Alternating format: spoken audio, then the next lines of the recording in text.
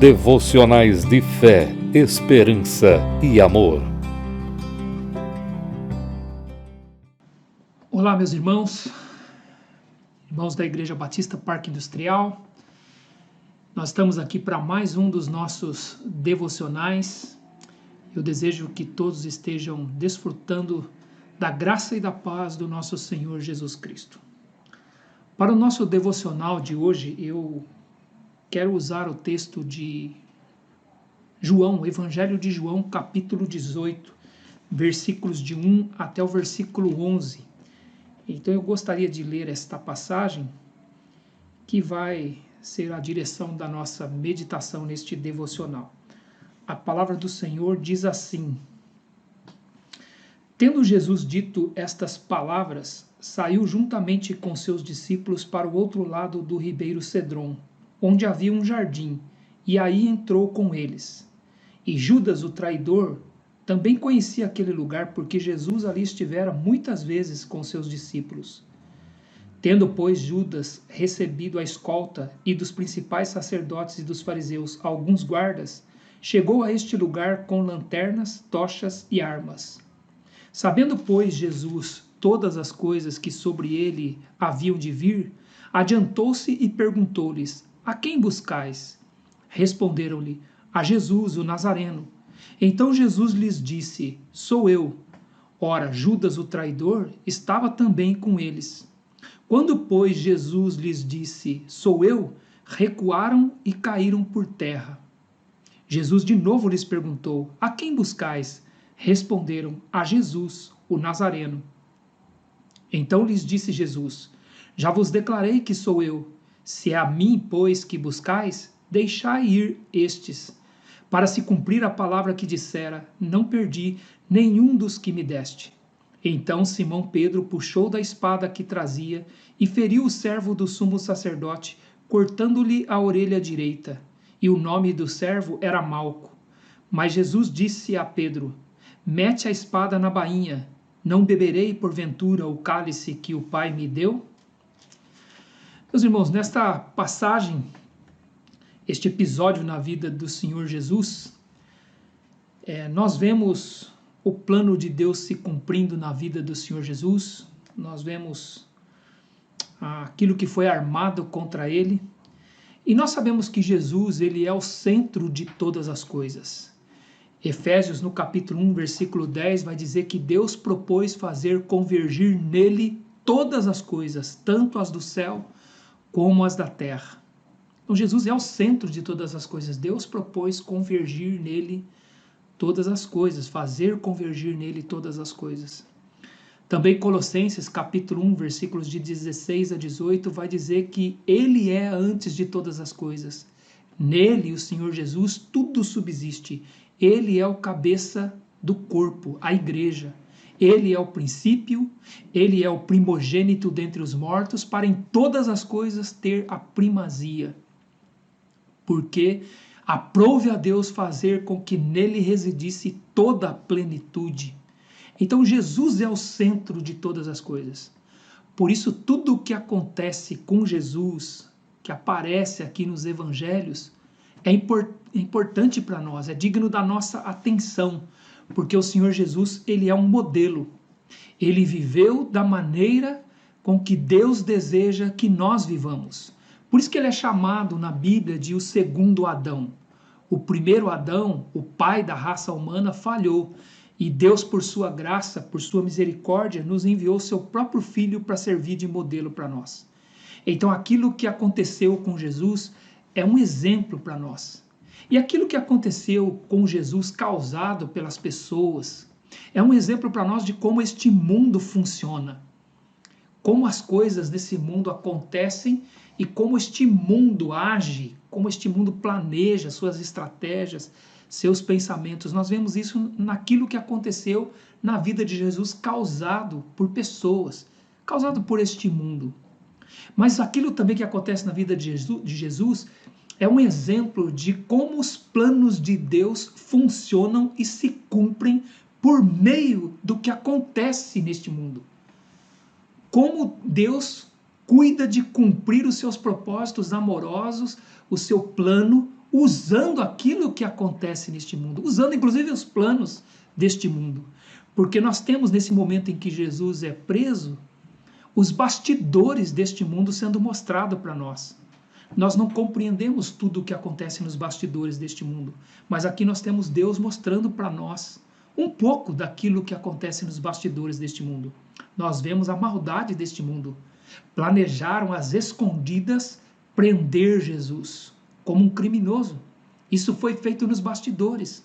Aqui nós vemos a sua injustiça, porque eles prenderam o justo, o santo, o perfeito, o inocente Filho de Deus e fizeram contra ele uma acusação falsa, um julgamento forjado, levantaram falsas testemunhas contra ele.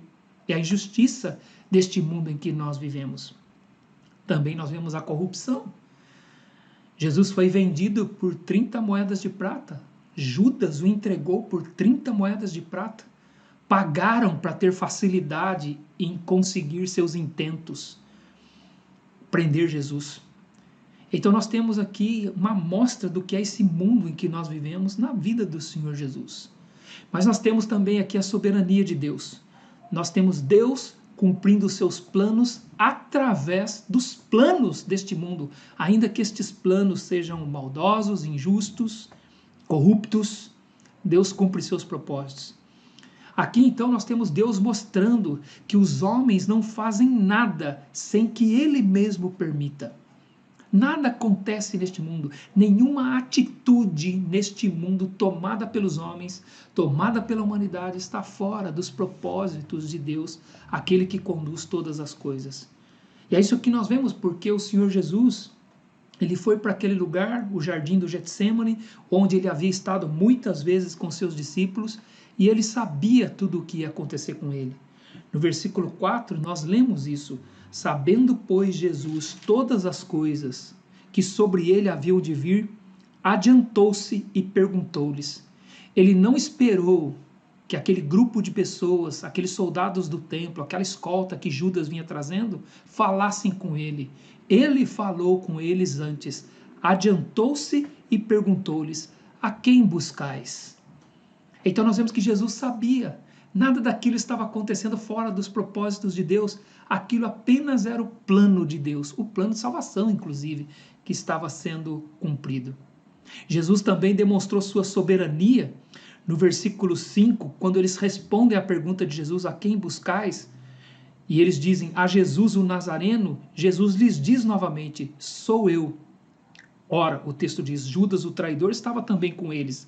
E no versículo 6 diz: quando, pois, Jesus lhes disse, sou eu, recuaram e caíram por terra. Isso é a soberania de Jesus. Ele é que estava se entregando. Não era a força deles que o prenderia. Ele é que estava voluntariamente entregando a sua vida, como ele havia dito: a minha vida ninguém a tira de mim. Eu voluntariamente a dou, porque este mandato recebi do meu Pai, para entregar a minha vida e também para reavê-la. Ele é que estava se entregando. Não foram os planos deles, aqueles planos maldosos, injustos, corruptos, que estavam funcionando perfeitamente. Não eram os planos dele, não era o seu sistema que estava funcionando. Eram os planos de Deus que estavam sendo bem-sucedidos. Os planos de Deus para que nós pudéssemos ser salvos é que estavam acontecendo ali naquele momento.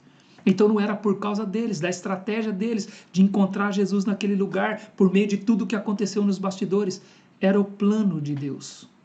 Quando nós vemos, meus irmãos, estas coisas acontecendo no mundo, quantas coisas têm acontecido e nós nos perguntamos: onde está Deus? Onde está Deus no meio disso tudo? Tudo parece estar se desmoronando. Certamente esse era o pensamento dos discípulos naquele momento. Tudo está se acabando, tudo está se desmoronando, tudo se perdeu. Eles o estão prendendo, eles vão levá-lo preso. E o que será de nós agora? Depois de 3 anos andando com ele, aprendendo com ele, esperávamos que ele finalmente nos libertaria disso tudo que acontece conosco por meio dos romanos, e agora ele está sendo preso. Talvez este fosse o pensamento deles. Tudo está se desmoronando. O mal está vencendo, o mundo está vencendo, os intentos deles, os planos deles deram certo, levaram o nosso mestre, prenderam o nosso mestre. Aquelas coisas que eles planejaram ali nos bastidores vieram à luz e parecia que as trevas estavam prevalecendo. Mas Jesus mostra que não. Quando ele pergunta para eles a quem eles estavam buscando, pela segunda vez, Jesus pergunta de novo, a quem buscais? E eles disseram, a Jesus o Nazareno. Ele disse, sou eu, deixai ir a estes. Ele vai dizer nos versículos 7 e 8, deixai ir a estes, porque ele estava no controle. O plano de Deus é que nenhum dos discípulos se perderia, nenhum deles. É o que diz o versículo 8.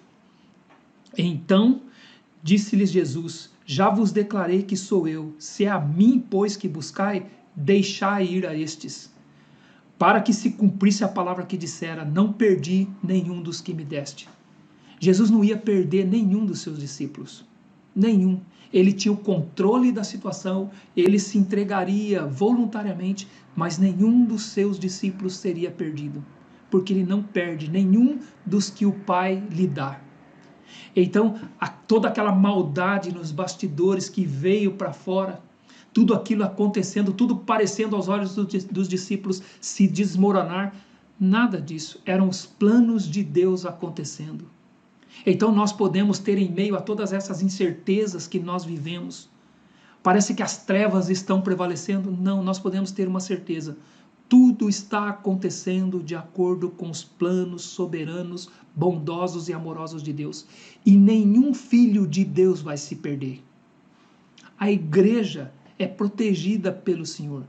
Ele disse que edificaria a sua igreja e as portas do inferno não prevaleceriam contra ela. Nenhum filho de Deus vai se perder. Tem sido difícil para nós, tem mudado a nossa rotina, parece que tudo está um caos aos nossos olhos, mas Deus não perdeu o controle. Ele tem o controle de tudo o que acontece, nenhuma das decisões que os homens tomam é acima do plano de Deus, da vontade de Deus. Nada acontece sem que Deus permita. Então o Senhor Jesus nos ensina isso nesta passagem. Mas ele nos ensina também uma coisa preciosa. Ele nos mostra que nós não precisamos usar a nossa força. Porque no versículo 10 nos diz que Pedro puxou da espada que trazia e feriu o servo do sumo sacerdote, cortando-lhe a orelha direita. Dá até o nome do sacerdote, que se chamava Malco. E aí Jesus repreende Pedro. Ele diz, mete a tua espada na bainha, não beberei porventura o cálice que o meu pai me deu? Ele está dizendo, Pedro, eu não preciso que você use a sua força. Eu não preciso que você use a sua arma, a sua espada. E às vezes nós olhamos tudo isso que está acontecendo, nós ficamos perguntando como que nós vamos poder sair dessa situação? Quem vai nos defender? Onde está aquele que pode nos defender? Será que o executivo pode nos defender? Será que o legislativo pode nos defender? Será que o judiciário pode nos defender? Será que algum partido político pode nos defender? Quem vai defender a igreja em meio a tudo isso que está acontecendo? Todas essas incertezas, o caos parece que se estabeleceu, parece que tudo está perdido. Não, o Senhor está no controle de tudo. E Ele não precisa que nós usemos da nossa força. Ele não precisa que nós usemos da nossa estratégia, ele não precisa que nós confiemos no mundo ou em alguma instituição deste mundo, algum partido político, alguma pessoa deste mundo. Ele está no controle e está cuidando da sua igreja. Nenhum se perderá, nenhum, porque ele tem o controle. Quando ele disse sou eu e aquelas pessoas caíram por terra, era para ficar claro que ele é poderoso e aquelas pessoas eram fracas. E que ele estava se entregando a elas porque ele queria. E aí Pedro tentou defendê-lo puxando da espada. Ele disse, Pedro, o plano do meu pai é esse, não beberei o cálice que ele me deu para beber? Deus tem um plano e os planos dele, o plano dele está acontecendo.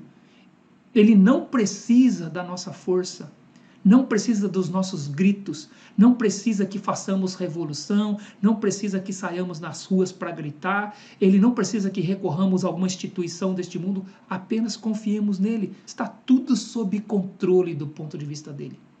Ele está cuidando de tudo. Ele está cuidando dos seus filhos, está cuidando da sua igreja.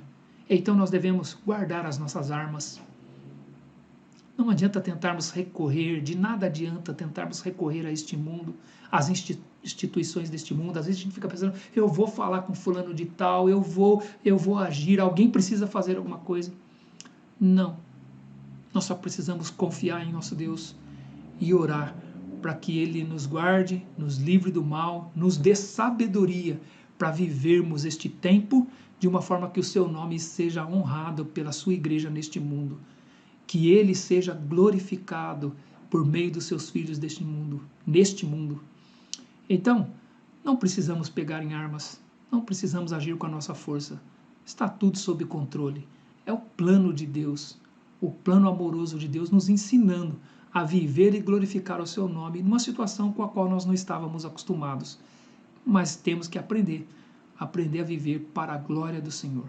Então, que Ele nos abençoe e nos dê sabedoria para atravessarmos esses dias, sabendo que está tudo sob o controle do nosso Deus. Amém. Que Deus os abençoe. A Palavra de Deus, pelo presbitério da Igreja Batista Parque Industrial, São José dos Campos.